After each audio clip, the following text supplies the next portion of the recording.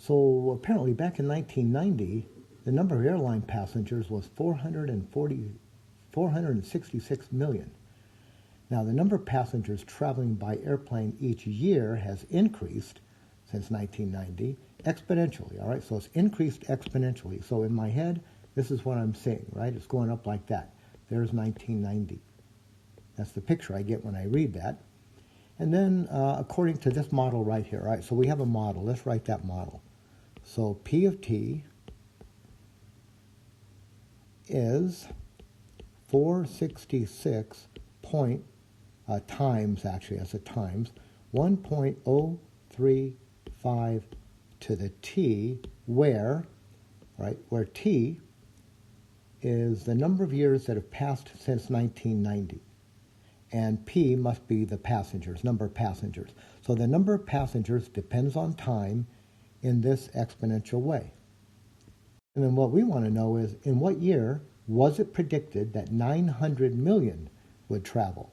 All right, so we want to, here's what we're trying to find. We want to find T when P, the number of passengers, is 900 million. So before we just jump into this, just think back to when we started exponential functions. Remember we wrote this exponential function right here, f of x equals a naught times b to the kx. Now this multiplier here, that is what we called the start value. Now look at what we have over here. What's our multiplier of the base? So the base here is 1.03. The multiplier is 466. So that's the start value. And sure enough, in 1990, when we started all this, what was our value? 466. All right, so at t equals 0, right, when t is 0, 1.035 to the 0 is 1.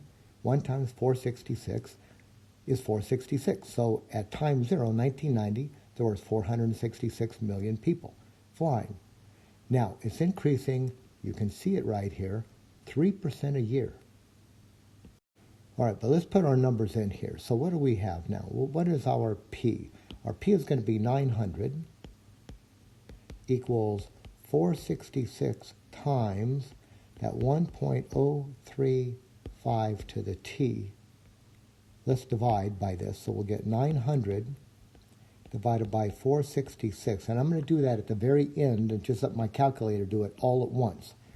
This is equal to 1.035 to the t. I'm going to take logs, right? This is an exponential equation because the variable is in the exponent. So I'll solve this using logarithms. Now the base is not a 10, it's not an e, so I'll just use common log as the base. I'll do that right here. So take the log, say the log base 10 of each side. You could take ln if you wanted to. 900 over 466. This is equal to the log of 1.035 to the t. Using that property of logarithms, I'm going to bring that t down in front as a multiplier, getting the log now of 900 over 466 equals t times the log of 1.035. Now I'm trying to solve for t. I can see it's being multiplied by that log. So let's divide by this log. So here's t. T will be this, all right, the log on the left divided by the log on the right. So it's going to be the logarithm, common log of 900 over 466 divided by the log of 1.035. Calculator problem. So I'm going to press the log key to get the top. Log, you get parentheses, put in 900, divide 466, close, divide, press that log key again, parentheses, put in 1.035 and close, and then press enter. So I did this, and here's what I got. I got t equals, what did I get here? I got 19.13. Now be careful.